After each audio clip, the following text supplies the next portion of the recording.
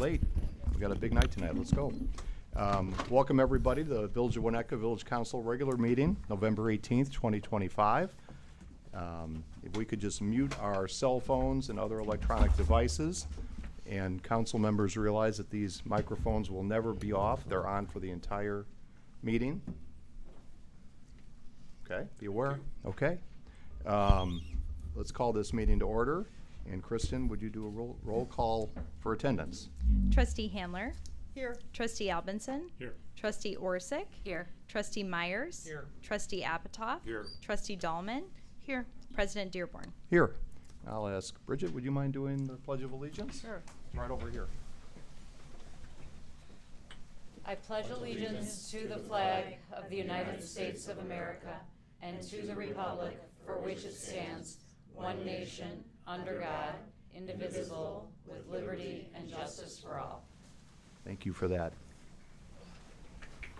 All right, Village Manager Kazinas, we do a quorum check, please. Does everyone expect to attend December 2nd regular meeting? Yep. The December 9th study session is canceled, and then we have a regular meeting on December 16th. Yep. Everyone good? Thank you. Okay, terrific. About item 4, public comments. I'd ask if anyone in the audience would like to speak on an item not on tonight's agenda.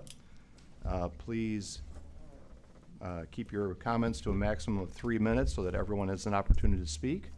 And so we'll open up for public comment. Rocky? Great. Good evening, Council. Thank you very much for having me. My name is Rocky Flinnerman. I am the owner of Loving Care Pet Services and an unpaid volunteer at the Winnetka Farmers Market. I thought it would be a good idea to give you a brief recap of our season 2025. Big thanks to the Village Council, the Winnetka Park District, Public Works, Police and Fire, Val's List for their generous contribution, and the Chamber of Commerce staff. This is a rare collaboration where everybody is pulling in the same direction. We had another great year. We processed 158 vendor applications. Our average per Saturday was about 50 to 53 vendors. Almost all full-time vendors are returning for next year. And our focus for next year is great products, live music, safe and fun event for all of our shoppers and their families.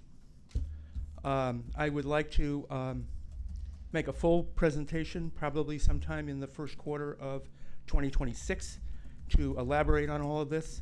But again, a huge thank you, and we had a great time. Hope you did too. Thank you, Rocky. And I think we would all agree it was an awesome summer.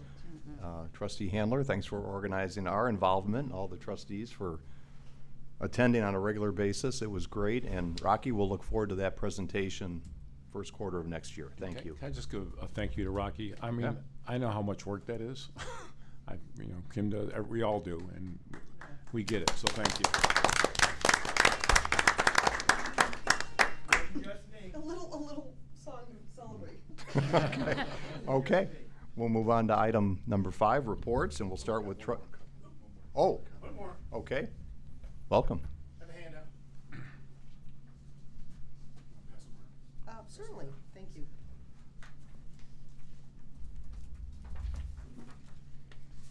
Good evening. I'll wait till they get handed out. Warren James. 4 weeks ago, I appeared here to urge you to reconsider a $197,000 change order to DeMayo for the work completed replacing the Elder stormwater pipe. 5 days later, I spotted a section of the old stormwater pipe in the surf near Centennial Beach. The 10-foot long section of pipe washed ashore on October 27th at 261 Sheridan. The Village of Winnetka, through its contractor, DeMayo Brothers, commenced jetting and dredging operations in Lake Michigan without required permits or prior authorizations. This was a premeditated act in violation of the law and the contract. Section 1.1.2 of the contract requires the contractor to procure and furnish all permits, licenses, and other governmental approvals and authorizations necessary in connection therewith. Section 1.3 of the contract requires the contract to show details of the work, including a complete description of all equipment, materials, and supplies. Contract documents do not describe the dredging operation or equipment. The Winnetka Park District completed its beach cleanup efforts on August 15th. DeMayo mobilized on August 18th. By August 26th, DeMayo was still setting up, including the installation of 2 industrial-sized pumps to suck water out of the lake and direct the high-velocity flow under the pier to flush out sand. The careless and reckless actions, jetting without containment, obviously resulted in flushing the 10-foot-long section of pipe into deep water, only to reappear 2 months later. On Friday, November 14th, I filed a complaint with the IDNR, Army Corps, IEPA, and MWRD regarding the improper, careless, and negligent actions by the Village of Winnetka and its contractor, resulting in the contamination of Lake Michigan. Section 1.11 of the contract, damage to the work site, and other property reads in part as follows. Contractor must promptly and without charge to owner repair or replace to the satisfaction of owner any damage done to and loss suffered by the work, and any damage done to and any loss suffered by the work site or other property as a result of the work. DeMayo was careless and negligent in his conduct of the work, resulting in damage to the work site and other property. The very fact that a 10-foot section of pipe recently washed ashore gives cause for concern that other pieces of the pipe are unaccounted for and litter the lake bed. There's simply no way to know if the beach is clean, because DeMayo blasted high-velocity water, dislodging everything in his path into the lake. Had there been a containment perimeter in place, the damage might have been limited. We're at 3 If minutes. the Park Can District we had finish known up, the please? village's intent to jet, perhaps it would have resequenced the work. Warren, we're at 3 minutes. Okay, I'm gonna finish up. This is all too reminiscent We're at 3 minutes. of Crow Island, Okay, and last year, there needs to be accountability. thank The you. basic roles of any board is to provide proper oversight. I hope you exercise your authority Yep. to hold those responsible to account for the errors in judgment and Thank you for your execution. public comment. Thank you. Okay, anyone else would like to speak to the, make public comment tonight on items not on the agenda? Seeing none, we'll close public comment and we'll go to reports. Item 5, trustees. Why don't we start, trustee Handler, No report. trustee Albinson, No report. trustee Orsick, No report. trustee Dahlman, No report. trustee No Apatow. report tonight. Trustee Myers, you want to give a travel log or anything? Travel slideshow. Yeah. Okay.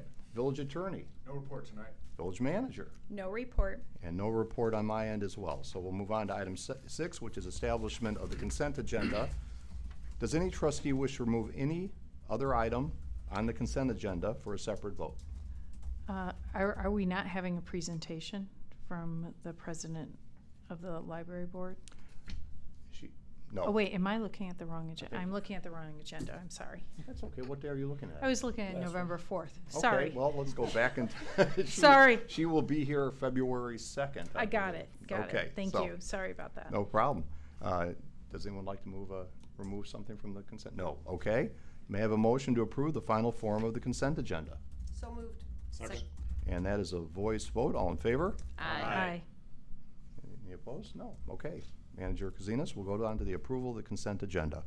Approval of the village council minutes, October 7th special meeting, October 7th regular meeting, and October 14th study session.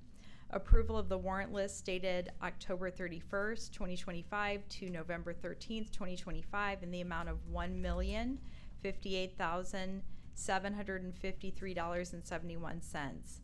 Resolution number R82, 2025, indemnification for use of IDOT sidewalks along Illinois Route 131 Green Bay Road between Tower Road and Scott Street between November 19th, 2025 and January 14th, 2026 for adoption.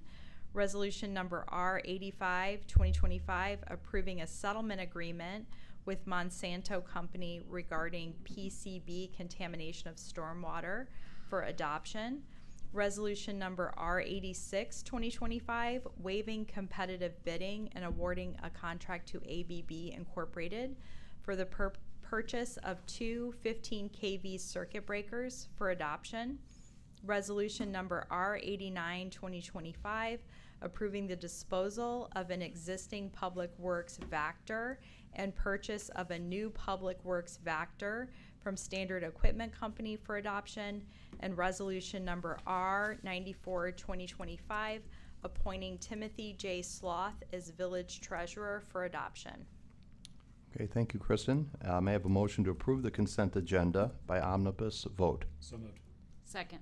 And Kristen, that's a roll call vote. Trustee Albinson. Yes. Trustee Orsick. Yes. Trustee Handler. Yes. Trustee Dahlman. Yes. Trustee Apatow. Yes. Trustee Myers. Yes. Great, thank you very much. We'll move on to item 8, ordinances and resolutions. We have a number of items tonight. We'll start out with item A, 8A, public hearing, fiscal year 2026 village budget. And this is a summary. A public hearing on the budget for fiscal year 2026 has been advertised for tonight's meeting. The village council discussed the proposed budget at a public meeting on October 30th and will take public comment tonight. The public hearing on the proposed budget is now open. Chief Financial Officer Tim Sloth will provide an overview of all budget ordinances and resolutions on the agenda tonight. Tim, welcome. Thank you. Good evening. Per the Budget Act, which the village functions under, the annual budget must be adopted before commencement of the fiscal year. As part of that process, under Section 8-2-9 of the Illinois Municipal Code, we are to hold a public hearing on the proposed budget. We published a notice of the hearing in the November 8th edition of the Chicago Tribune, and a detailed copy of the budget is made available online, at Village Hall, and at the public library. And as you mentioned, on October 30th, the Village Council held an all-day public review of the budget. And just want to review a few key facts regarding the budget. First and foremost, the 2026 budget is balanced, meaning that the routine annual operating expenses are paid for by routine annual operating revenues. So we do not rely on the use of one-time fund balance or other one-time revenue sources to fund routine regular operating expenses.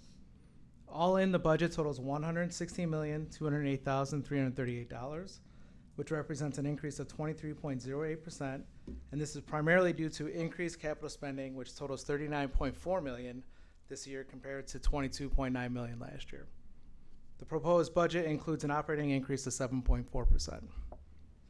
The capital portion of the budget includes major funding for major initiatives, including $10.45 million in roadways, sidewalks, and trails, $8.4 million for stormwater infrastructure, $2.6 million towards downtown revitalization, $5.2 million in electric utility infrastructure, including $1.4 million dedicated to solar and thermal generation projects, $4.5 million in water mains, and $610,000 in lead service line replacements.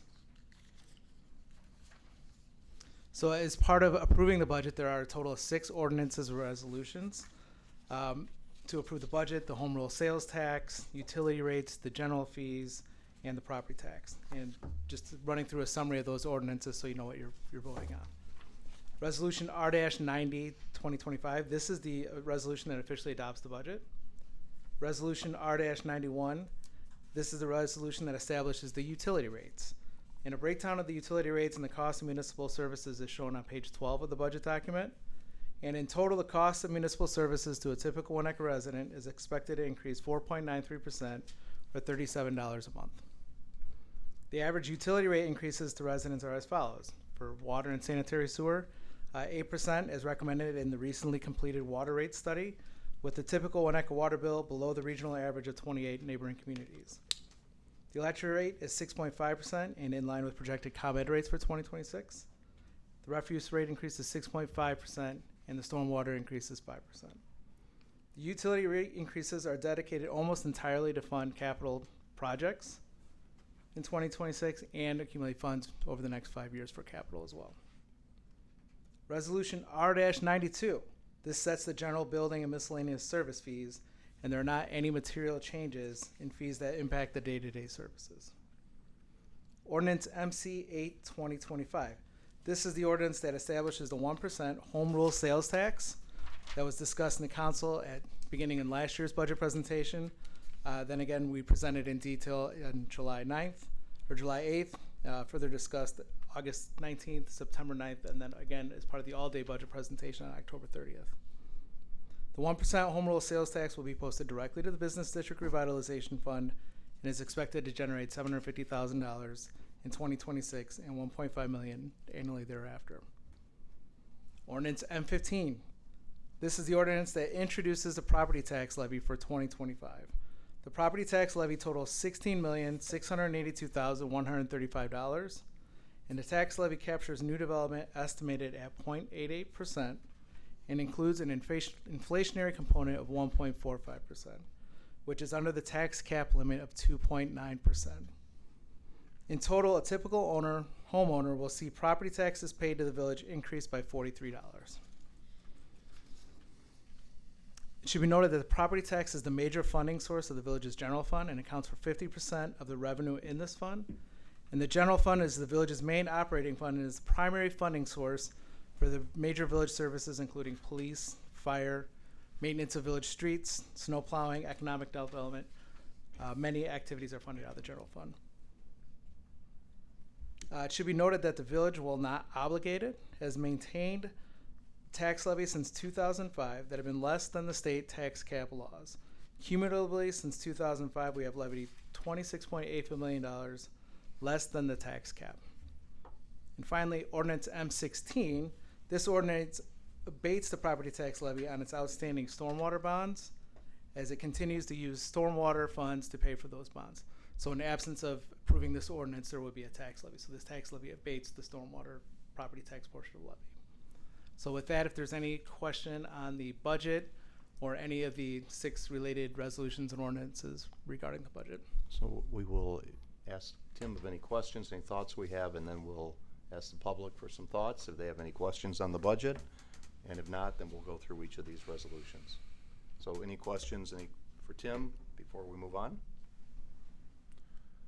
No question? Well, no, I'm not sure if it's a question or an observation. I mean, Observation. As we, if you're tuning in and you kind of look at this is going up and this is going up, I think it's a bit frustrating for us all. I mean, we take this, as you can see, what Tim just talked about, very, very seriously. We hate raising we've had a really good record in the past of either not raising any type of impact on our residents or going well below the cap. But you know, I know it can be frustrating whenever he sees the property tax bills for the state, for Cook County, and other taxes. So I guess, you know, I look at this and things like will be increases, including the police. There are certain things. There's not a lot of discretionary spending in this budget.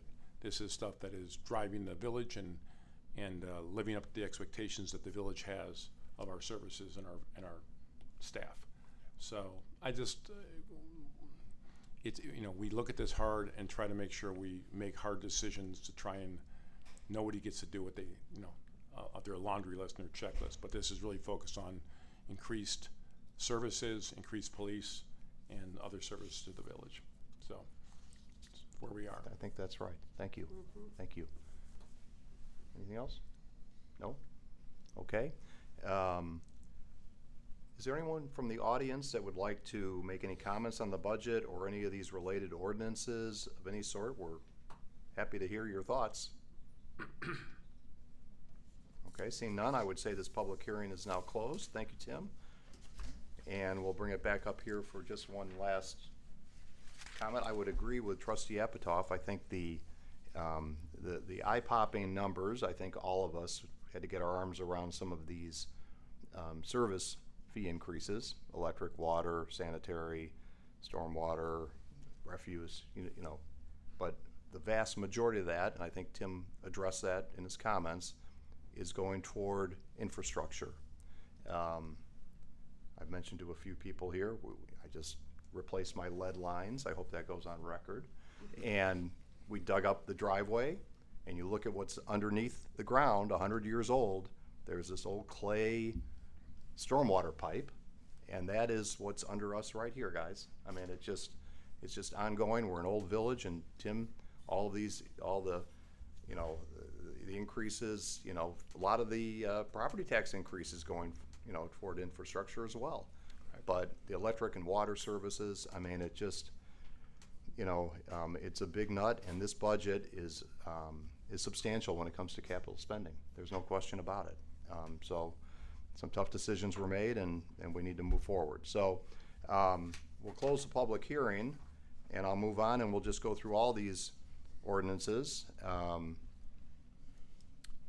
Ordinance number MC 08-2025, enacting a home rule municipal retailer's occupation tax and a home rule municipal service occupation tax. I assume that's all the home rule sales tax. Correct. Right. Any comments on that from council? We discussed it. Okay, we discussed it. May I have a motion to introduce ordinance number MC 08-2025? So moved. Second. That's a voice vote. All in favor? Aye. Any opposed? Okay, and keep in mind, this will all be coming back for adoption at our next meeting. Resolution number R90-2025, adopting the annual budget for the fiscal year beginning January 1, 2026 and ending December 31, 2026. Any, hang on a second. Any comments from council members on that item? Okay, trustee Handler, may I have a motion to introduce? So moved. Resolution Second. number R90-2025. We have a motion and a second. That's a voice vote. All in favor? Aye. Any opposed? Okay, we move on to item 3. Resolution number R91-2025, establishing rates and fees related to utility services for introduction. I'll ask council for any additional comments or discussion on that item. Seeing none, may I have a motion to introduce resolution number R91-2025? So moved. Second. And that's a voice vote. All in favor? Aye. Any opposed? Okay, we move on. Resolution number R92-2025, amending general building and miscellaneous service fees for introduction. I'll ask council for any additional comments for discussion. Seeing none, may I have a motion to introduce resolution number R92-2025? So moved. Second. And that's a voice vote. All in favor? Aye. Okay, any opposed? No opposed. Ordinance number M15-2025, levying taxes for the year 2025 for introduction. Any comments on this from council members? Seeing none, may I have a motion to introduce ordinance number M15-2025? So moved. Second. And that's a voice vote. All in favor? Aye. Any opposed? Nope.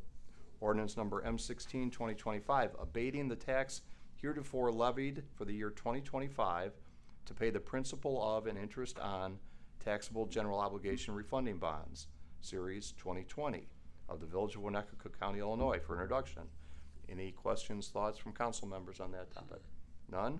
May I have a motion to introduce ordinance number M16-2025? So moved. Second. And that's a voice vote. All in favor? Aye. Any opposed? Okay, thank you. Thank you. Well, hang on, Tim.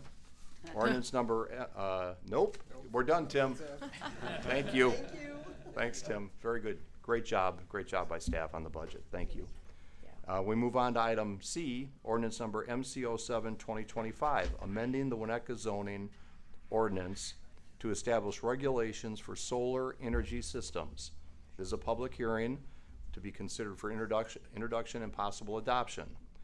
Council will consider proposed zoning ordinance amendments addressing various changes to the village code regarding solar panels.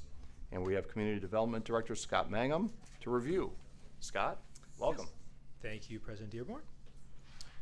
So there's a little bit of background tonight on this zoning text amendment. As you recall, October 21st, the EFSC subgroup made a presentation to the Village Council. They talked about the objectives of taking a look at solar panels and the regulations, the approach and research that was done and review process, and then a summary of the proposed ordinance changes there. At the end of the evening, the Village Council provided direction to prepare a zoning text amendment for that. So with that, a public hearing notice was provided for this evening's public hearing. And then just to briefly go over what's in the ordinance, the top bullet points are original ordinance. It's included in your packet. Subsequent to the ordinance, there was some additional feedback that was received, and there's a revised version that's provided, was provided in hard copy as well. So both versions allow for the building and ground mounted, the original version allows for both building mounted and ground mounted solar energy systems, generally the solar panels, as a permitted accessory use. So it would not require a special use permit approval. It would create relevant solar energy system definitions within the zoning ordinance. and creates solar energy system regulations for both building and ground mounted, limiting glare and radiation, prohibiting advertising, requiring utility authorization and a building permit prior to installation. For the building mounted, limiting those to no more than 1 feet above the height of the roof, and requiring signage notifying the fire department that those are present on the structure. Additionally, for ground mounted, there are requirements for it to be in the rear yard with a minimum 5-foot setback, maximum 15 feet in height, and then limiting the size of the panels based on the size of the lot, and then requiring underground transmission lines. Additionally, requires the removal of abandoned systems. So since that feedback was received, there is a revised ordinance provisions. Those revisions that are different than the original ordinance would remove ground-mounted systems, so only allow solar energy systems to be building mounted, generally used on the roofs of principal structure or accessory structure, and then also amends the tree protection ordinance in the municipal code to prohibit tree removal for solar energy systems without approval of the director. So those are the principal changes in those in the revised version. So this evening, the Village Council may consider, after hearing from the public in the public hearing, to either waive introduction or, considering there are changes, more likely to consider introduction only of Ordinance M13/2025. That concludes the staff presentation. Thank you, Scott. Questions for Scott before we open up for public comment? Any questions? Yeah, I had a quick question. I'm sure we're going to hear more from Kim about the amendments to the ordinance about ground-mounted solar panels. But I was just curious if there was any discussion about, rather than just striking it from the proposed ordinance, making it a special use permit so that there could be some flexibility given the size of a lot. If somebody had a large lot and wanted to put a 10 by 10 array in, was there any discussion about the language going to a special use permit? Because right now it looks like it would be, correct me if I'm wrong, Peter, but it would be just prohibited, right? And That is another option. Yeah. Just from our experience, we do not see many ground mounted. But there's a in few. the region, more in larger lot areas, rural areas is where it's more prevalent. So I don't know that either way we'll see a lot, but another option would be to allow as a special use. Yeah. Then it would go through that process with a more rigorous review. Right, because if we have somebody with like a 1 or 2 acre lot and they want to put a small ground mounted, in their backyard, it's not really visible. It seems like we should have a path for that Tina, flexibility. I'll comment to that. What we decided is, given what the feedback we got and today, is that right now we need to do a little more research about the kind of options. Okay. And in situations where in residential in-ground installations would apply. We're not permanently deleting it. We're just like our e-bike ordinance, we're temporarily pulling that out now so we can move forward with the kind of implementations that 100% of people in Winnetka so far have wanted, which are rooftop installations. So rather than hold this up while we refine and better understand what it means for Winnetka to put in ground, we're just going to pull it out temporarily. So we're going to revisit that and add it back into the ordinance at some point once we better understand it. Sure, but just wanted to give people flexibility, not that anybody is rushing to come in with a ground mounted system, but rather than like. Well, I think one of the issues was, as you saw in the original draft, it said you could put an in-ground installation in up to 15 feet high. I think we all needed to better understand what that, that clause meant, and it has been used in other communities, but other communities may not have the same kind of environment that we do. So again, we felt that right now we just wanted to pull that and we would revisit it. So it's not a permanent. And I'm kind of on the same wavelength as Tina here in terms of just eliminating. I understand maybe there's some needs to study it more, I guess, and whether or it's as of right. Yeah. So I guess I don't know whether it's Elise or I see King here also in terms of kind of what what are the questions that EFC is looking at? What's the time frame that we would have this back before us? I just don't want to lose track of it. I agree. I think it's a small number of people, but I also or none at this point. No one has certainly ever come none forward. at this point. Yeah, So I I get think it. what we I really Yeah. wanted to do was make sure we did get an ordinance in place that did make it clear and easy for residents Yeah. who most likely would pursue a rooftop installation to be able to move forward To- with that sooner versus later. Yeah, totally agree with that. I guess I'm just wondering, like, can we articulate what are the questions? What's the time frame that those questions will be discussed and potentially brought back to the council to potentially amend this? Well, knowing that it's probably very small, I think there's 2 people in the village who currently have solar arrays, probably unpermitted, so I'm not going to out them.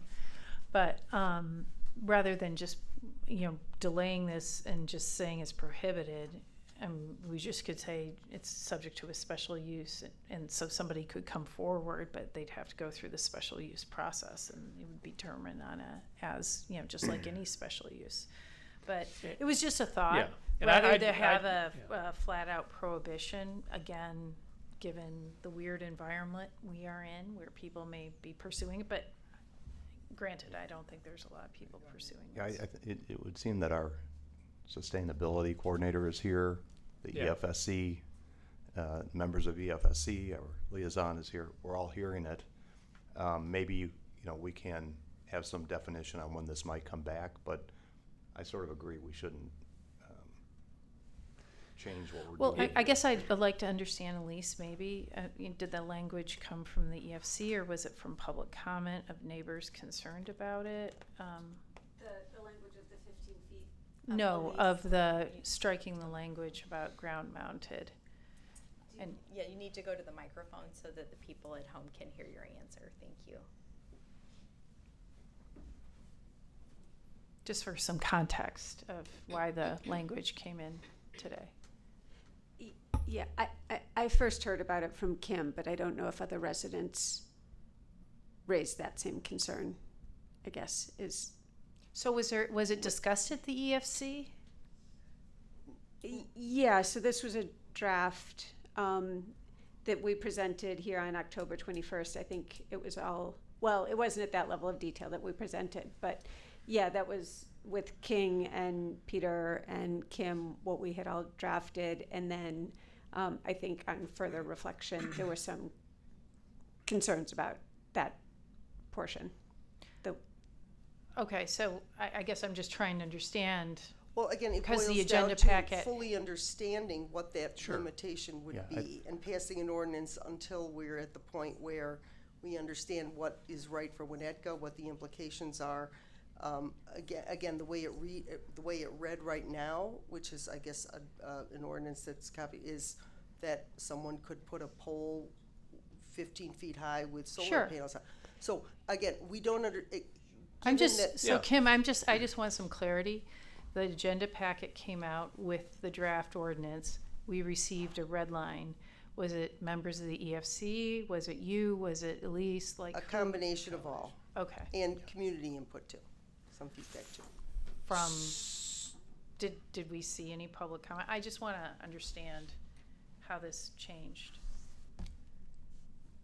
Yeah, I mean, I will say this, that when, when we sort of charged, when maybe I charged the EFSC to look into rooftop solar, I mean, that was sort of the mission. No, I get know. it. And then ground mounted came in, and I think that when the ordinance came out, I don't know if the EFSC had explored ground mounted to the extent that they had rooftop solar, and they can comment on that. Just because that isn't what most people have pursued. And again, we've never had any application for ground-mounted solar from a residence. I just want to So know. again, just like, as I said, we just did with our e-bikes, until we fully understand and can think through that particular application, we felt it was wise not to include that in the ordinance and to table it and adopt it later. Okay, so who's we?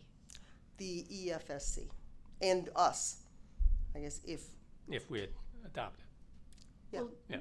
So No, I I'm think just it's trying, important. I it went think we're- out I into think- the agenda packet on Yeah, I know. Thursday. It changed this afternoon, at least from what I saw it. I'm just trying to understand the process between Thursday and Well, I today. think there were, go ahead. I feel like everyone's looking at each other like, was I not part of an email or something? Yeah, Like, yeah. Oh, there did a were- lot of people have concerns? Of striking it? Yeah, I'm if fine we're gonna waiting. Come back and revisit it, I have I'm no fine issue with it. waiting and moving forward with this. I kind of thought when we got the agenda packets that was the time that people would call and express concerns before the meeting. I didn't, but I'm just saying it Yeah, doesn't no seem issues. unusual to me. Bob, can I just maybe make a suggestion that? I don't want to delay things. Yeah, I want yeah, it to be yeah. clear. I- was just So kinda can curious I what- suggest that we're entering a period of weather now where no one's gonna be putting solar panels on, probably their roofs, let alone in their backyards. But can we ask the EFSC to report back by March on this issue of ground mounted? And to then revisit this Oh, for sure. at a time where the season will begin, and, you know, if someone's considering it, they know whether they consider it. I think that that's right. And we Yeah. have the That's players more here. than I reasonable. think Yeah. that's totally reasonable. We have the players here. They're hearing the comments. I don't think, and the EFSC members can talk to it or whatever, but I don't know that there's objection to what was it, the edited version here. I was just trying to No. understand Yeah. if it went to So- the so EF. it came out, and there was a lot on ground mounted. I'm not sure that the ground mounted had been flushed out to the extent that rooftop solar had been flushed out. It's as simple as that. And we just Because need the a little more focus time, is- and I think that's fine. But I think this working group, which I have enormous respect for, will come back. They've heard the comments here. They will come back with information on ground mounted. Okay. Okay? That's fine. If we, Okay. yeah, I think, let's have a time frame though. That's Not- fine. Not just kind of, Yeah, I some think point in the that's future. very reasonable. Yeah, Yeah. we can do that. I Definitely. don't think Right, Elise King? will argue with that. Yeah. I had a comment for when. Yeah, go ahead, Bob. So, and maybe I'm missing it, I just need to read it more closely. Where these can be put on the roof. I've talked to 5 different people in different communities, different states about, it usually goes pretty smoothly, except sometimes when it's a south facing is, you're looking at it and your neighbor has these on the roof in your front yard that you're looking at. And that's where I've seen some of there've been kind of battles to say, I pay X amount in property taxes, and now you're putting this hideous thing on your roof, and I have to look at it every single day, versus on the back of the roof, and I don't know. I think the ordinance calls for it in the back. That's why I want to make sure it has to be, but sometimes there's a south-facing, I just want to make really clear. I don't think that's in the ordinance, No. that it can't be street facing. Because that's where the battles came. I think there's some language in there that it can't cause glare or radiation. It has to be more like a matte finish. Yeah, I didn't see that. I'm like, I thought there was some discussion about putting it in there just because. I don't know what's considered a nuisance to your neighbor versus.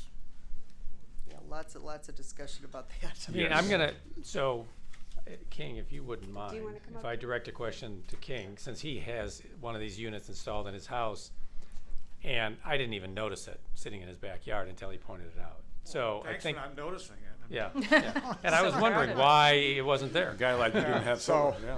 King Poor, 735 Walden. First of all, thank you, Village Council, for taking the initiative to move this quickly, and it really has been quick. We started this, what was it, early August?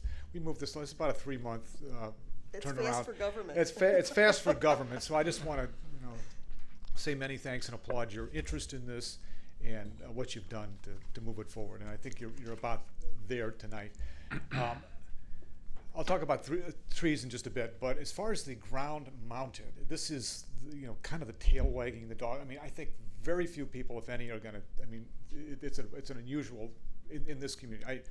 In other places, I have a daughter and son-in-law who have ground mounted out in a rural area in Maryland. They're great. I mean, and it's a wonderful opportunity if you've got the property. And there are certain properties in Winnetka that could do ground mounted. So I have a concern about saying no ground mounted. That makes our ordinance more restrictive than it is. Because if you want to do ground mounted tomorrow, you could do it in Winnetka. So this is making it more restrictive. So to Scott's point, I think we had to put a very short time limit to just, and I think it's a simple thing, was like, so what's up with this 15 feet and how do we make this something that it's not going to cause any problems? So I think hopefully we could, I would say, March 1st, I just, give a direction to us to come back by March 1st to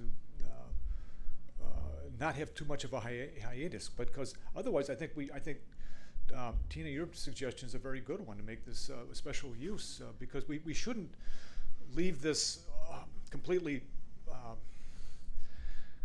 prohibited, because we're going to want to do a communication to the village as a whole, and we don't want to have something where somebody says, well, I was thinking about ground mounted, now it's prohibited. I mean, that's not a good look either for us. And I think we have, if we're going to take it out entirely, it should be a very short period. If not, I think we should really do a special use. And I don't think that really would cause too many problems to have a special use provision, but I mean, it's kind of how you want to handle it. Trustee Apatow's question about the look of these. I'm trying to keep neighbors neighborly. Well, if we start, I mean, our solar panels can be seen from Walden Road. And we've had them for 5 years. And the whole glare issue is really, I think, not much of an issue, if at all, anymore. Years ago, solar panels had a different look. They may have had glare. The solar panels, at least for the last 5 years, and ours included, they're matte finishes. Bob, you've seen them. There's no glare off of these things. And so it's not an issue there. And it's if we say you can't have them street facing, I mean, that's really going to be restrictive. And that's I don't think there's any town that says that. And I think we would be, that's just a step backwards, I think, if we were to go down that direction, really. And I think that there's, the way solar panels are today, it's not if somebody wants to put them on the front of the house, I mean, I would much rather have us regulate the 15-foot skeletons on the front yards than I'm with you on that one. yeah. Okay, Scrooge. I think, yeah. So I mean, but there's so many other things that people put on their lawns that I mean, solar panels are innocuous in today's world, and so I don't think they're. I just want to make sure we go into this with eyes open, because the other communities that have done this, including 2 in California, there have been neighborhood battles where residents say, I paid this much money for my house, I now have to look at you straight across the street. Well, then you're getting like an aesthetic veto on. And I'm not saying it's right or wrong. I'm just saying I want to be purposeful about how we've looked at this, and that others don't do that. And in your panels, are they south facing? Or yeah, south facing. Yeah. So they're okay. So On the side. come by and I'll I'll give you a tour sometime. But I'm going to come by tomorrow. Right. But really, if we start introducing, I mean, none of the ordinances we looked at had any prohibition against street facing. I mean, we would stand out in Winnetka like being more restrictive if we did that. And then then you can also say, well, geez, I don't want my neighbor to be offended. So if I've got a neighbor on my south, but on the side yard, then I can't do that. And that's if we start going, I think it opens the, it really, a bad path. Yeah, I mean, and I hear what you're saying about, people in different neighborhoods saying, I don't want to see solar panels on the front. But I mean, people always complain about things, that's just one more, I mean, it's like, I don't like the statue in somebody's front yard. I mean, we don't, I think it's a slippery slope when government tries to legislate aesthetics. And I think there's they do it all the time, and that's my concern. I just want. I love the idea. I want to get this done. I just want to make sure we don't create something that we really haven't looked at from a standpoint of other. Because in California there are some restrictions, and that's what. I think the EFSC has looked at this certainly regionally here in communities around us, and I would agree with King and Kim. There is nothing that would prohibit street-facing solar panels. Now, I would like your comment on some of the tree provisions that are in this new version, because I think those are particularly important. Yeah, I think this is, I think it's great that you've added that whereas clause, because you don't want to give anybody the impression that as beneficial as solar panels are environmentally, that this is an invitation to start getting really aggressive with tree trimming or anything else. No, the tree ordinance as it stands is not affected by this at all. And I think that's good that we call this out expressly here so people understand that. But President Dearborn and I discussed this. The current tree ordinance as it is, I mean, this thing, like all North Shore communities, has its origin back to Mr. T, for all those of you who are old enough to remember him. Of course. And Mr. T was the guy in Lake Forest. He was a TV celebrity who decided he wanted to clear cut his property, and he cut all his trees down. So these ordinances are a result of that. But there's a lot of, as you know, a lot of wiggle room where somebody can clear cut a lot of trees, pay some nominal amount in the grand scheme of a multi-million-dollar project. And so what I have, as a result of our conversation, I've spoken with Brian Lammers of Glencoe, who is heading an effort there to revamp the Glencoe ordinance so it is more protective of trees. And I have to say, I was really impressed by what they're doing. It's very thoughtful, and we could learn a lot from that. And I'd be delighted if the Village Council would give direction to the Environmental and Forestry Commission to take this on as another project where we could come back with a proposed ordinance that does just this, because this is an opportunity. This solar ordinance is an opportunity for us to say, let's also think about the tree ordinance. And so if you would, as I said, I would be delighted to, I think I'm speaking for my colleagues on the commission, that if we could get that direction and start more specific discussions about what a revised Winnetka tree ordinance would look like.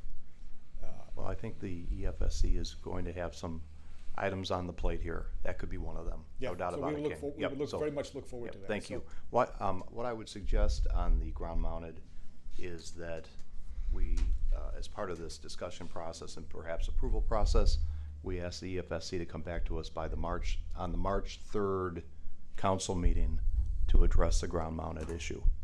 So we'll set that date. That's fine. Trustee Handler, is that okay? And Elise? Thank you. Okay, so March 3rd, that will come back to us. Okay. Okay? Good.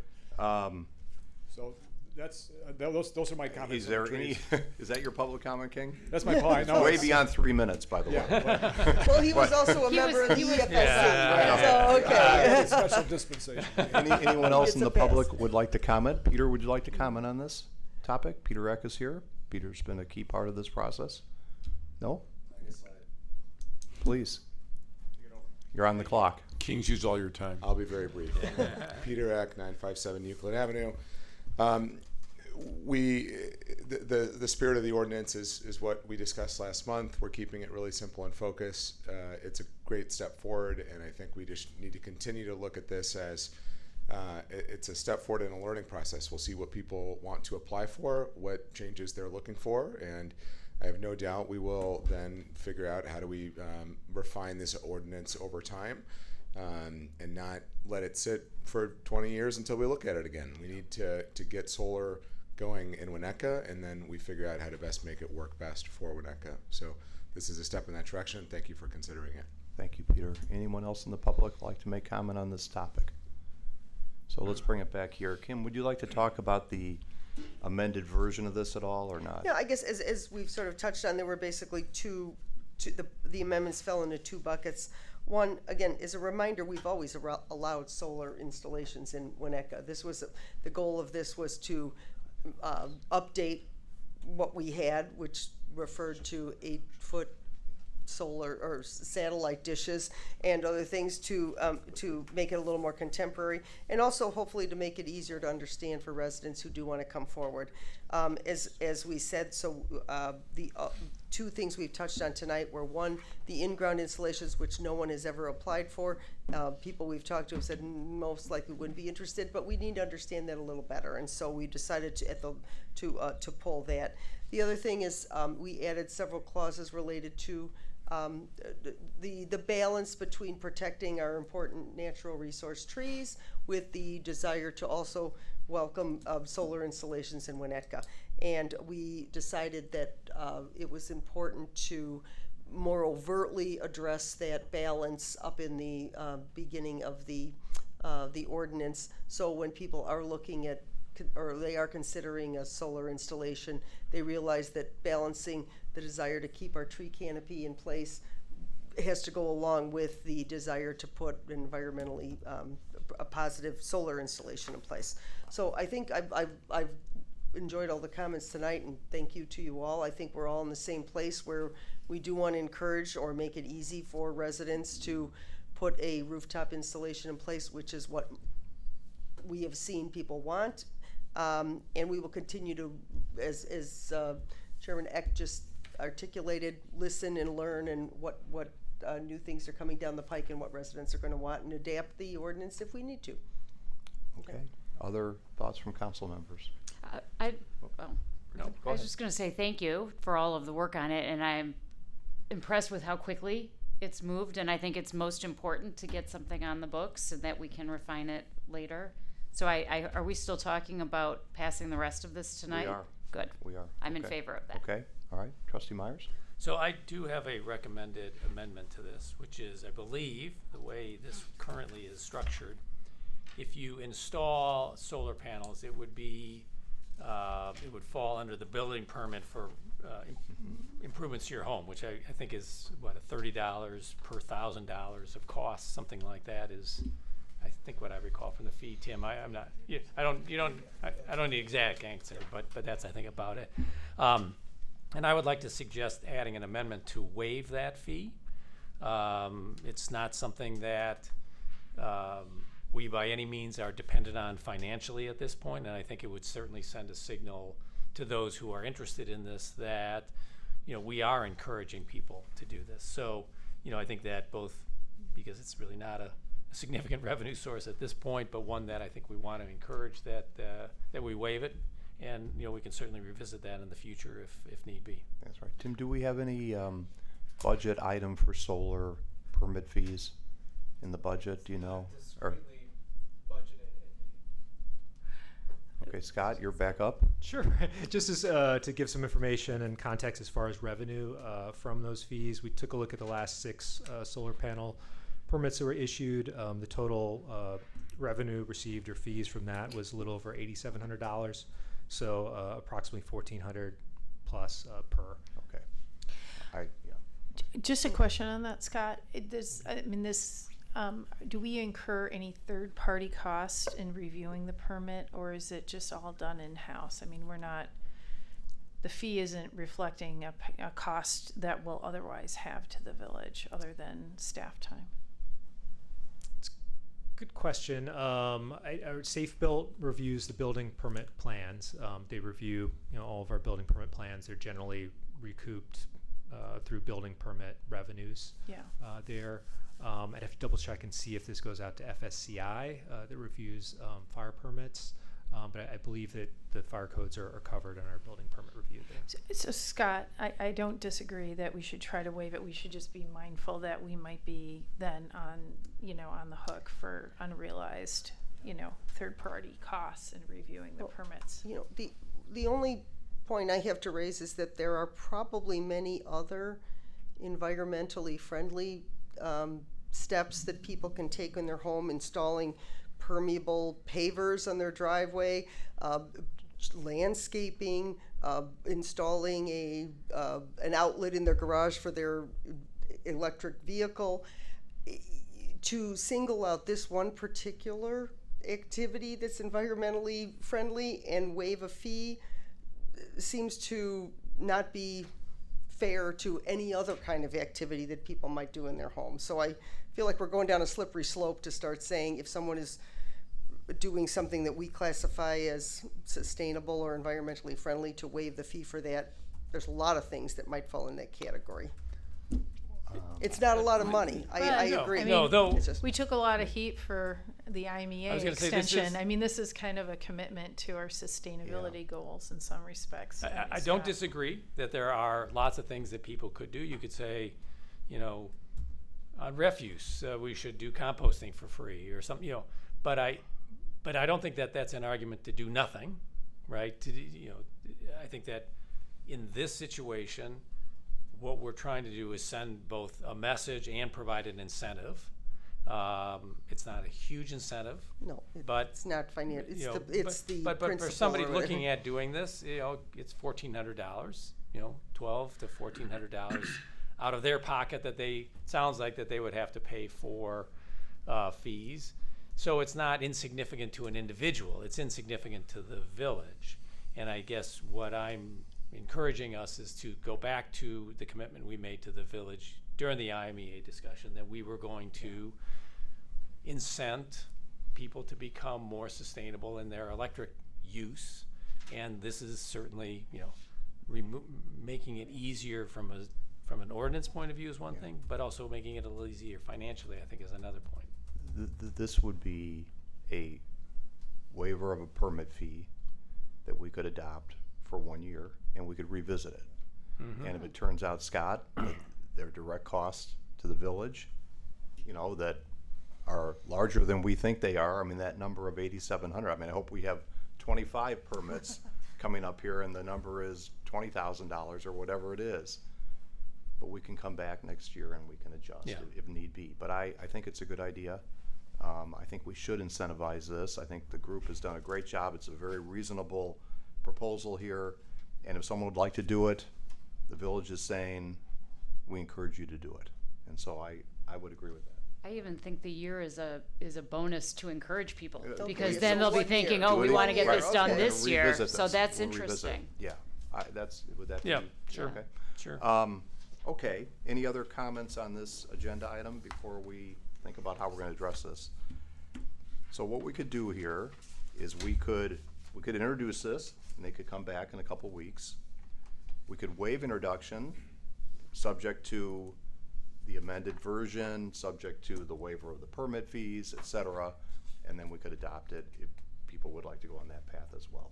I'm good Or with that. if I'm fine any with one that. person would rather introduce, which is fine, I've done that in the past. If you wanna just introduce it and come back in 2 weeks, we could do that too. Let's just go. Okay, Let's just all go right, for it. so, okay. Do I have a motion to waive introduction of ordinance number MC 07-2025? So moved. A second. And that's a voice vote, all in favor? Aye. Aye. Any opposed? Okay.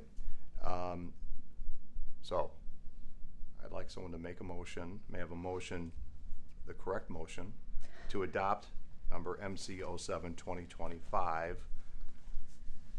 Pursuant to the Amendment.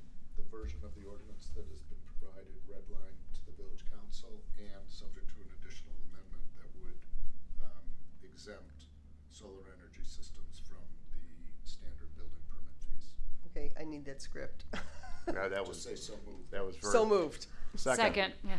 Okay, and that is a roll call vote. Just to clarify before we take the roll call, was the waiver of the fee for the 1 year? Yes. Yes. For 1 year. But we're gonna bring it back again to talk about it. Just to, I don't Yeah. think we said 1 year, I just So wanted you to didn't make do sure that that's right. what we were voting on. Whoever made the motion. I'd like to add that the waiver of the fee would be for 1 year. And then a second. Okay, Second. that's a roll call vote. Okay. Trustee Handler, Yes. Trustee Albinson, Yes. Trustee Orsick, Yes. Trustee Myers, Yes. Trustee Apatow, Yes. Trustee Dahlman. Yes. Terrific, thank you, and thank you to the EFSC, Elise, great job, Peter, King, Kim Handler, that's the working group within the EFSC, thank you. More to come on this front for that group to tackle, and for the entire EFSC to handle. So thank you for that leadership, Peter, we appreciate it, so good job, guys. All right, so we're gonna move on now to item, I think it's 8D, I believe, which is ordinance number M17-2025, granting a special use permit for the operation of a hair salon within the C2 Commercial Overlay District of the village. And this is at 986 Green Bay Road, and this is being considered for adoption. At the November 4th meeting, council introduced an ordinance granting a special use permit for a children's hair salon, Sit Still Kids. Tonight, this ordinance is being considered for adoption. And once again, Community Development Director Scott Mangum is here to review.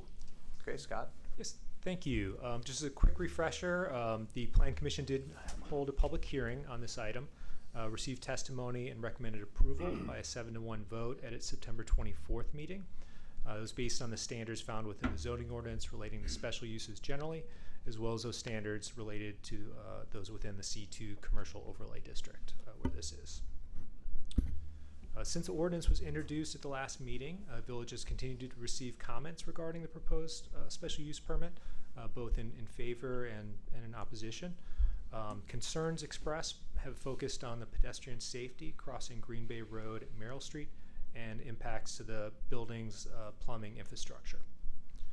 So with regards to those issues, while there is a signed and striped pedestrian crossings at the Green Bay and Merrill intersection, phase 2 of the streetscape plans are currently under design that would improve that intersection and provide additional pedestrian safety measures.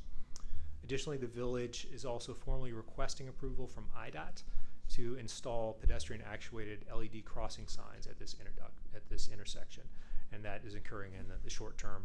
Well, you know, the streetscape improvements would take longer to put in place. And additionally, while not a standard zoning issue, as a follow-up to discussion and testimony at the last village council meeting, the underground plumbing portion of the 2022 interior build-out permit at that location, 986 Green Bay Road, those permit plans indicate that the project connected a new 4-inch underground sanitary line to the building's existing 4-inch underground sanitary line. Additionally, it appears that there is just one common sanitary connection from the building to the village's sanitary sewer right-of-way, which is located under Merrill Street. So with that, after hearing from the applicant and the public, if requested, the council may wish to consider adoption of Ordinance M17-2025 that has already been introduced. Thank you. Okay, thank you, Scott. Questions for Scott? Go ahead, Rob. So I just want to make sure I'm getting this. If this opens, if we approve this and it opens, when would it open? The applicant would need to submit an interior build-out permit for the space. So it'd be dependent on when we receive that. Obviously, we review it, consider it. Once it meets all codes, approve that if necessary. Then Approximately, the applicant yeah. I think the applicant better. March, they say. So, in Scott, that was right where I was going with, we needed some type of temporary permit from IDOT or something to get us through. We needed it anyway. What is the likelihood of us getting that permit potentially from a safety standpoint to get that? I mean, I just ate at Minos tonight. I don't know if I can speculate on the likelihood of that. On Willow Road, I believe is also an IDOT right of way. There are those signs existing. I don't know how the flashing? context. Correct. I don't know how the context of this location would be compared to the context. So there's of Willow. precedent though. Yeah. Again, I don't know if IDOT would consider those roadways differently, but there are those signs on an IDOT roadway within the Village of Winnetka. And I believe the process on Willow Road took approximately 9 months. Well, Isn't there a pediatric dentist right over there? yes. Oh, hang on, Terry. Council Scott, go ahead. Yeah, I mean, the safety issue obviously is one of concern, and you know, trying to gather some information about this. Village manager Kazanis and I were going back and forth. If I can just share, so there have been 12 auto accidents at that intersection. The intersection being Merrill and Green Bay Road over a 5-year period, I believe. 12. Yeah, the police have reported 12 accidents. Hang on. Okay. No public comment yet. Go ahead, Scott. I may be wrong on 3-5 years, but 12 accidents over a relatively short period of time. All of those accidents were somebody turning left off of Merrill going south. So 100% of them were because of that, which we know is a problem. So this proposed business is north of that intersection, and it's on the other side of the street, right? It's on the west side of the street. It's just people coming out on the east, turning south. So there are safety issues definitely at that. I think we definitely should work with IDOT to try and get some additional temporary signage. But I think we just all need to have the facts in terms of when we say there are accidents, 100% of the accidents are someone coming out of Merrill, turning left, going south on Green Bay Road. Okay. Trustee Dahlman? Yeah, as I've said before, I live in the neighborhood. I walk that intersection probably 2 times a day for sure when I walk my dog, and used to commute downtown to the Hubbard Woods station. It's been a priority to identify getting control of Green Bay for that intersection, but I don't see why that would hold up granting a special use for a business in that building. I just don't see how those two things are connected. I mean, yes, it's a dangerous intersection. Is it more dangerous than people crossing to Crow Island on Willow? I don't think so. I mean, the traffic speeds there are generally pretty. You've got 2 lights, one up at Scott, one at whatever that street is where Graders is.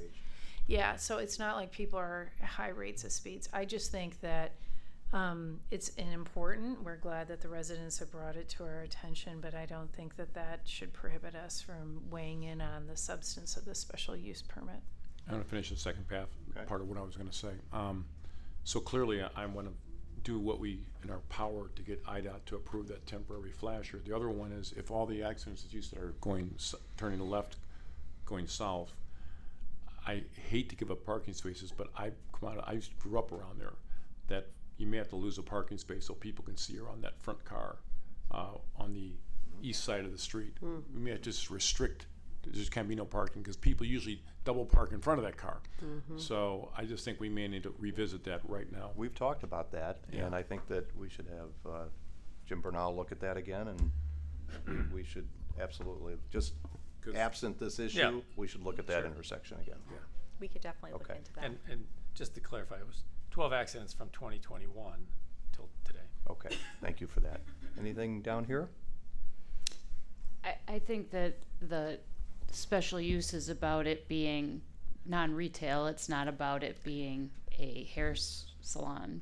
I think it's a good business. I agree with the safety issues being looked at, but I don't know that they're relevant because then any business going in there has a safety issue. I'm in favor of this. Okay. Yeah, to Trustee Orsick's point, I agree that I am concerned about the safety issues, but it's not unique to this business. It's unique to the entire area. I know we have gotten a lot of feedback from residents, owners of condos in the building about the impact on their residents, which is also important.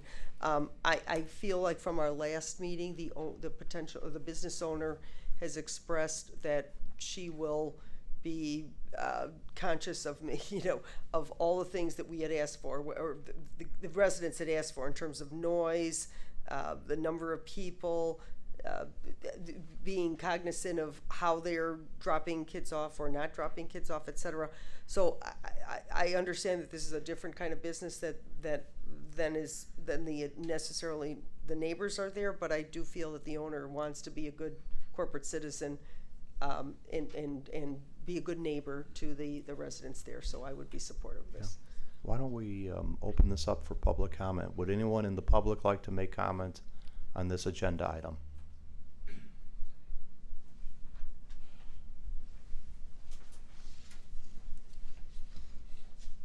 Good evening.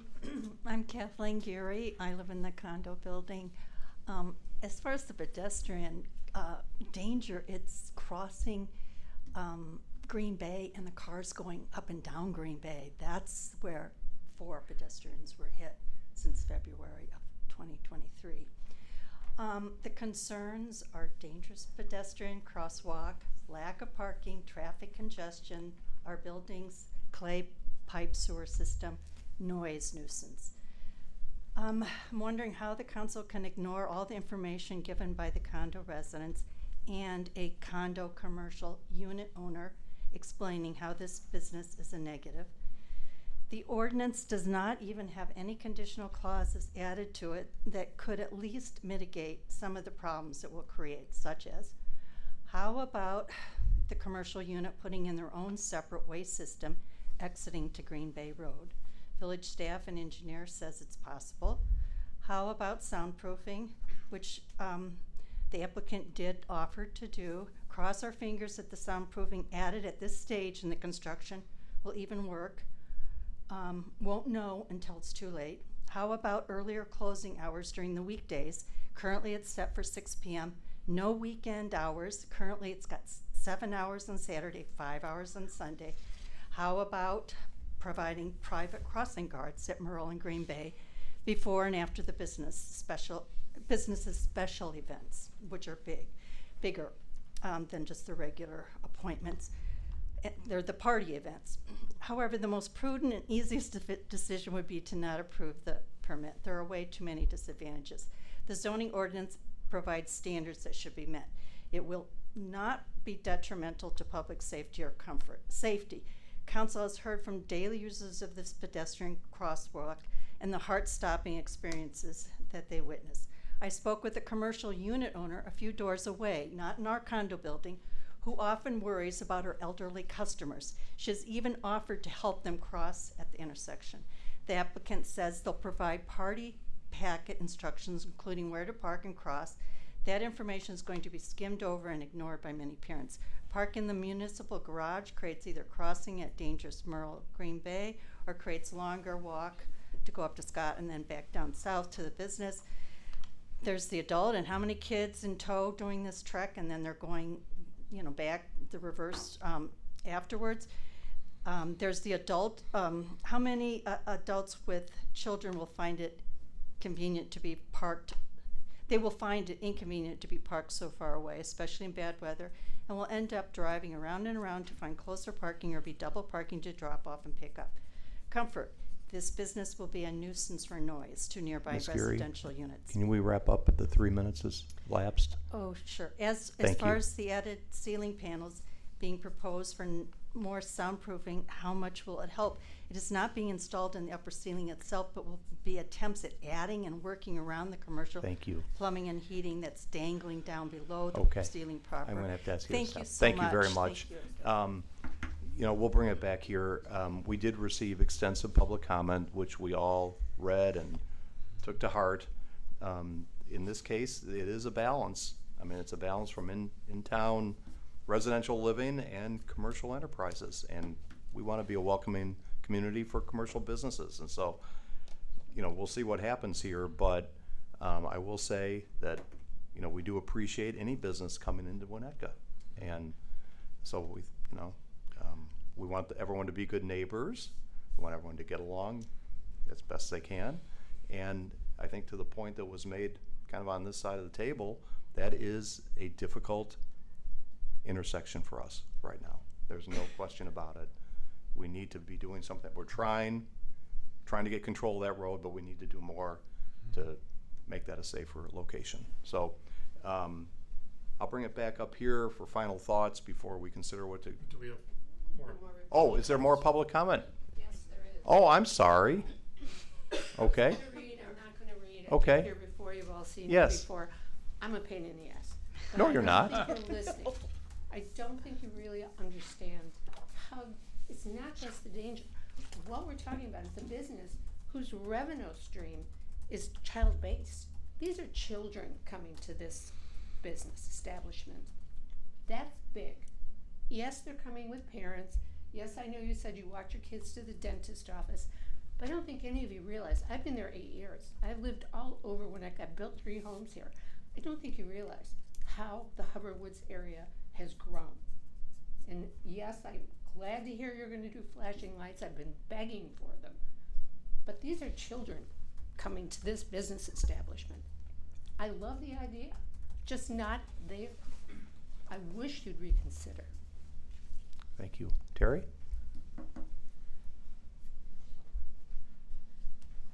Good evening. I'm Terry Dason, the Executive Director of the Winnetka Northfield Glencoe Chamber of Commerce. I am thrilled about this concept. I think this is a wonderful thing for the village of Winnetka, and I have 3 grandchildren that live in the neighborhood.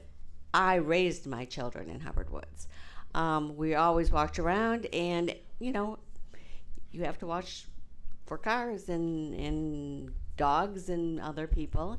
And I think that having my belief is that all the residents that have children in the neighborhood will walk their children over to the hair salon and get their children's haircut that way. And they won't, because they know that parking's tough, and they're not going to even do that. And that's what my daughter-in-law does all the time. She walks the kids to school. She walks the kids to the pediatric dentist right there, and they're always walking everywhere. So I see a lot of strollers going around, and I think it's going to be a great way to have this business in town, and I think you're going to be really a great success. Thank you. Thank you, Terry. Please do. Welcome. So I feel like we've developed a relationship now in talking in these meetings, and the approach of this business is really family first. I hear your comments about safety. We will attend the meetings advocating for the same safety measures that you're advocating for. The goal of our business is to provide a need in the community that we think is there. And so this is a very vibrant business in a lot of other communities. There's other Winnetka businesses, Little Elm, that have opened and add a lot of vibrancy. We're connected with those. There's a certain family first focus that you're seeing. You know, the park, graders, these things add a lot of life to a community in a good way. And so if you look at it from that standpoint, I really hope to work with you and collaborate on your issues and concerns about safety. And I speak to you because I am very focused on the relationships that we're building here, not only with other businesses in the community and families, but also the neighbors, and I do mean that. So that is all I have to say. Thank you for those comments. Would anyone else like to speak to this issue? Okay, seeing none, we'll close public comment. We'll bring it up here for any final thoughts. Trustee Apatow. Yeah, first of all, I'll comment on the pain in the rear comment. You guys were great. You guys are very respectful. It can be emotional, and when you want this, when you're trying to get something accomplished, and I thought the letters and the comments were always very respectful, so we appreciate that very much. The discussions about crossing guards, you can't penalize a business. It is that area, and otherwise all business should be penalized equally. I mean, you just can't single one out because one's coming in. I do really hope, I think you've taken all those comments seriously. The soundproofing is one that I was particularly thought that was important, because there's one thing that I would hate if I'm trying to go to sleep or if I'm taking a nap in the afternoon, not that I do that, is sound. And that, to me, the rest can be, hopefully get this traffic resolved and get it safer. The sound is, everything else the village is looking at to make sure it's not an impact on the building, and there's plumbing, and that'll work. The sound was the one thing that I just want to make sure you do what you can. Sure. Yeah, definitely. Other thoughts? Go ahead. Okay, I was just going to say, I think that in these situations where there is uncertainty going in terms of the relationship of people in the buildings, that an ordinance from a government body is never going to strike the right tone, right? We can't set decibel levels, and if we're too restrictive on hours, that basically kills your business model. And I think your hours are actually pretty restrictive as they are. I think what we have to depend on is goodwill, with the business moving in, working with the neighbors, and being willing to cooperate and collaborate. And I think that, I think we as a village need to look at the traffic, even without IDOT. I think, removing that parking space is probably a good idea. We can do that relatively quickly. I think IDOT's another step. So the safety has to be addressed. But I think that, we're kind of depending on you, as with any business moving into to a place where their residents, needing to cooperate. So we're depending on you. Yes, yeah, and we take it seriously. Okay, good. Trustee Dahlman? Yeah, just for the record, I wanted to say that I think that the application satisfies the criteria for a special use permit, which we're talking about a lot of things that are outside of that criteria, but I think it does do that. I appreciate all the effort of the applicant. I just want to, for the residents, just because we may not vote the way that you would like, which is a denial, it's not that we don't hear you, but I think it is important that a record store could come into this space and it would be permitted as of right. And so you could have, it would be a pure retail facility that, would have no soundproofing because it wouldn't come to us. It would just be, could open up its business and start. So I think that although it's not perfect, and I understand there's always going to be a conflict between residential on top of retail or commercial uses, I think it's been actually really wonderful. The applicant has shown up and has been willing to work with you. And so hopefully this can be the start for some, good neighborly relations. Thank you for that. Over here. I won't repeat everything that was said. I echo all of the comments already made. So welcome to town. I'm supportive of the business. To the neighbors, I do appreciate your comments and your concerns. I think it sort of begs the question about at what point are some of the concerns brought up by the neighbors a public issue versus a private issue? And from personal experience working through condo declarations, I would encourage the residents to work with your condo board for the entire building to address some of these issues, because it feels like they're, from my opinion, outside of the public realm and more of the private realm. But without knowing your condo declaration documents, I would advise that all the condo owners work together to address some of those outstanding concerns. Okay, anything else down here? Well, I jumped the gun and shared my thoughts earlier. so did so I. okay, good. all right, that's fine, that's fine. No, thank you. And I will say this, I think the fact that this incubated for another couple weeks, we wanted to hear from the neighbors. I don't think you're gonna like the vote here from just county noses here, but we wanted to hear, we wanted the applicant to hear this. We want this to work out well for everybody in the village of Winnetka as part of that. So, with that being said, may I have a motion to adopt ordinance number M17, 2025? So moved. Second? And Kristen, that's a roll call vote. Trustee Albinson? Yes. Trustee Dahlman? Yes. Trustee Apatoff? Yes. Trustee Myers? Yes. Trustee Orsick? Yes. Trustee Handler? Yes. Okay, that passes. Thank you very much. Good luck with the business. We'll be watching and we'll be working on that intersection. Item 9, old business, we have none. Item 10, new business, we have none. We have no appointments. We do not have a closed session tonight. May I have a motion to adjourn? So moved. Second. And that's a voice vote. All in favor? Aye. All right, we stand adjourned. Thank you, everybody. Thank you. Thank you. And for those who want to stay, I'll have a slide